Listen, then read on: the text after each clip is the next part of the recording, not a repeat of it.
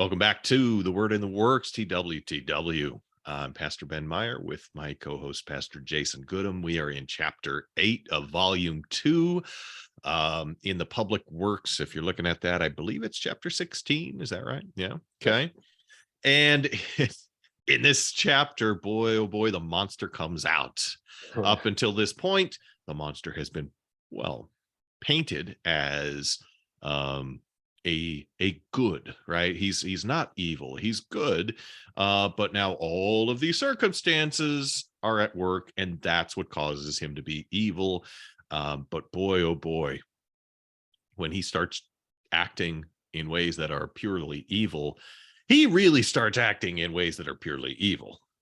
He gives himself over to this like crazy. Yeah, it's Ron Burgundy reading this chapter and going, that escalated quickly. Yeah. Yeah. Yeah. It begins, cursed creator. Why did I live? Why in that instant did I not extinguish the spark of existence which you had so wantonly bestowed? So why am I even alive?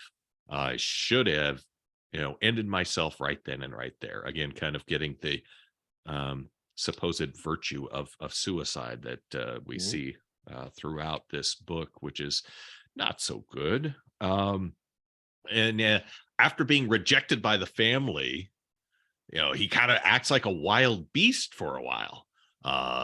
And he doesn't know what to do. And ultimately finds out that the family is going to leave. They're going to forego the payment they've got on this property. They're going to forego the garden, right? And they're going to leave, and it's because of him. And anything that you want to highlight in that opening section? It's very interesting. He learns of the family moving away and fleeing him. Right. But before he learns, he kind of talked to himself. He's like, oh, maybe I went about this in the wrong way. Maybe I can recover some of this. And the last line of that introspective paragraph says, but I did not believe my errors to be irretrievable. And after much consideration, I resolved to return to the cottage, seek the old man, and by my representations, win him to my party. He's like, okay, well, I'm not too far gone, which is very interesting because he says this after he says, no, from that moment I declared everlasting war against the species. And, so he's of two minds here. Yeah. And so he learns of this, and you brought up, and I think it's very important we bring up that the key to Felix and the De Lacy family moving away from the region in Germany where they're at is that they lose the garden. Right. They're moving away from the cottage, which is they'd acquired servants. We found out they're making a living for themselves. It's a happy home, but very interesting that his tenant, or not his tenant, his landlord says, do you consider, said his companion, that you will be obliged to pay 3 months rent and lose the produce of your garden? Yeah. So we get that Garden of Eden lost again. So now we're in Paradise Lost. And he is going to, for the rest of the book, he's going to work in reverse systematically through those books that he discovered and he told us about. Yeah. So he went from Werther to the Plutarch to Paradise Lost, and now he's going to do Paradise Lost in his life, to Plutarch to Werther. Yeah. So they leave, and he says, for the first time, the feelings of revenge and hatred filled my bosom, and I did not strive to control them. And he's not kidding. He burns the place to the ground, and he sets off in the direction of Frankenstein. How does he know where Frankenstein is? So very interesting. When he fled from Ingolstadt after Frankenstein had created him, he stole basically a lab coat. Yeah, he grabbed he calls it a dress. So it's an overcoat. And that overcoat, for whatever reason, had the notes of Frankenstein's journal leading up to the creation of the monster. It is very, very coincidental, very, Hmm. like, I mean, when you create your own world, you can have stuff like this happen. And Hmm. so he now that he knows how to read, he read the notes and he discovers that the Frankenstein family's from Geneva. Right. Yep. And so he's going to make his way to Geneva. And we get kind of this journey sequence. Um, you know, yeah, in a movie, you might do this as a montage or Yeah. something, right? And you can hear Fievel in the background saying somewhere out there, but it's maybe in a minor key now. It's a little weird. Yeah. Yeah, because he's coming to wreak havoc. He's not coming in seeking you know no cats in America and the streets are paved with cheese, right? Uh he's coming to be the cat Yeah. to cause trouble. And his he says, my travels were long and the sufferings I endured intense. So he's going through this really difficult travel. And the next big thing I think is he comes across this girl who is drowning. Yeah. He And saves he the girl and gets blamed tries, for. I don't know if he actually does save her or if he just tries to. I don't think we have a clear Yeah. I endeavored by every means in my power to restore animation when I was suddenly interrupted by the approach of a rustic who was probably the person from whom she had playfully fled. Uh, so then he gets shot because this guy, sees the monster and thinks he's trying to harm her. Um, and well, actually, the guy, um, I think grabs him. Yeah, grabs the girl from his arms first, and he's like following them. And the guy then turns and shoots him. And again, he says, I vowed eternal hatred and vengeance to all mankind. And he's not kidding. Again, yeah, it's image of his creator thing again, is he tries to restore animation. That's how Yeah. he describes it, which is exactly what Frankenstein did to him. Hmm. The Uh, verbiage there is interesting, isn't it? yeah, it's very interesting that and probably intentional because Shelley's a master. Hmm. I think it's wonderful.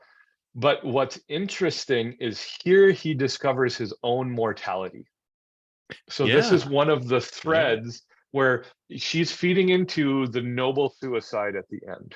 Mm. And for the first time, he experiences pain inflicted by another. And he says, inflamed by pain, I Right. vowed eternal hatred and vengeance on all mankind. But it's more of this self-discovery that he can be wounded. Yeah. Yeah.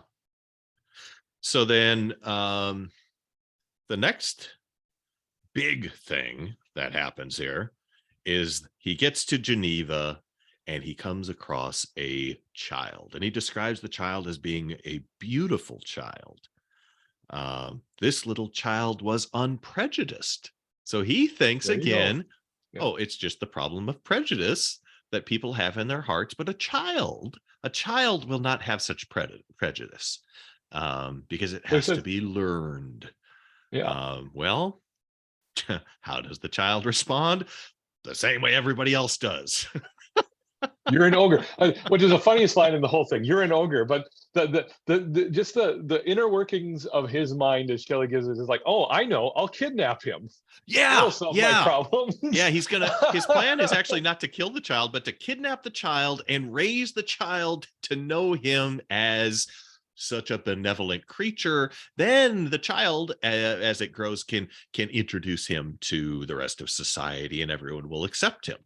Yeah, I'll So force him to love me. yeah, this is the rationalization that happens, the rationalization of evil that people will do in their own minds. Oh, I was doing it for this good end. Yeah. So I wasn't kidnapping the child to harm the child. It was for a greater good. And it's wicked, it's awful. But that was his plan, right? Kidnap the child. And then he discovers the child is related to Victor because the child cries out about Frankenstein. Frankenstein, he will punish you. You dare not keep me. Frankenstein, you belong then to my enemy, to him towards whom I have sworn eternal revenge. You shall be my first victim. And man, the next sequence is Oh, just chilling, isn't it? it's the height of all horror, you would think. But Oh, the child still struggled and loaded me with epithets which carried despair to my heart. Again, he still thinks he's good. It's not my fault. mm-hmm, It's not my fault. It's not my fault. mm-hmm. I grasped his throat to silence him, and in a moment he lay dead at my feet. And then here's the switch. Yeah. I gazed on my victim, and my heart swelled with exultation and hellish triumph. Clapping my hands, I exclaimed, I too can create desolation. Whew, Wow. man. Yeah. Wow. Yeah. And then he steals the necklace from the child, because I deserve to have beautiful things too. He turns into Gollum. Oh my gosh, yes. Yeah. Oh, I deserve to be pretty too.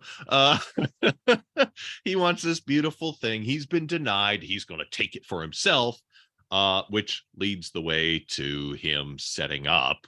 Well, I wasn't the murderer. Who? Here's this young woman, and I'm going to leave it with her, and then she'll be known as the murderer. Yeah. Yeah. So he frames Justine. Yep. And then for the last time, really, he invokes Felix. Yeah. He says, thanks to the lessons of Felix in the sanguinary laws of man, I had learned now how to work mischief. I am just, I'm evil. That's what I am. Yeah. I've learned how to be evil from you guys, and now I'm going to do evil stuff. Yeah. And he ends basically by saying, and now, Victor, you're going to do what I want you to do. Yep. We may not part until you have promised to comply with my requisition.